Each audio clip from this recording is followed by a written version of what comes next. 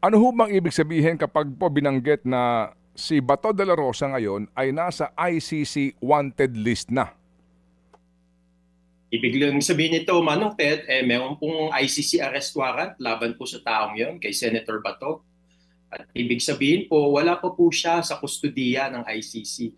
Kasi mahalaga po nasa kustudiya po ang isang suspect kasi yan po ang talagang magsisimula po ng proseso sa ICC. Okay. Kapag ho ba meron ng ICC warrant of arrest, ito ho bang warrant of arrest na ito ay papaano makakakuha ang sinuman ng official na kopya para ituring nga na hindi fake ang hawak mong arrest warrant?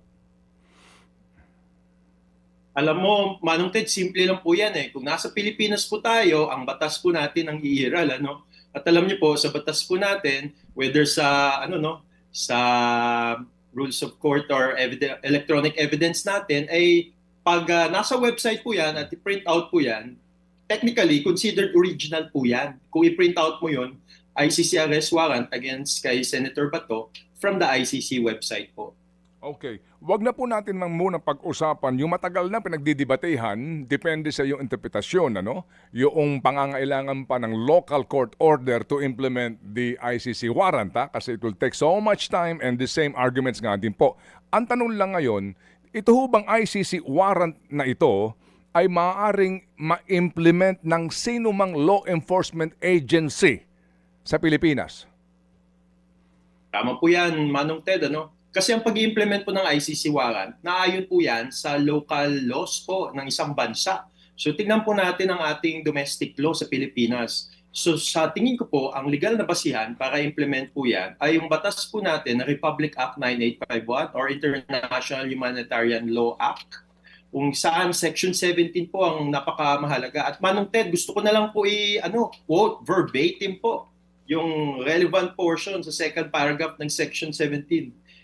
Ito pong sabi, instead, the authorities may surrender or extradite suspected or accused persons in the Philippines to the appropriate international court, if any, or to another state pursuant to the applicable extradition laws and treaties. Now, ang mahalagang portion po doon, the authorities. Sino po yung authorities yun? Philippine authorities at base po sa ating saligang batas, yan po yung executive department at yung mga agencies under the executive department.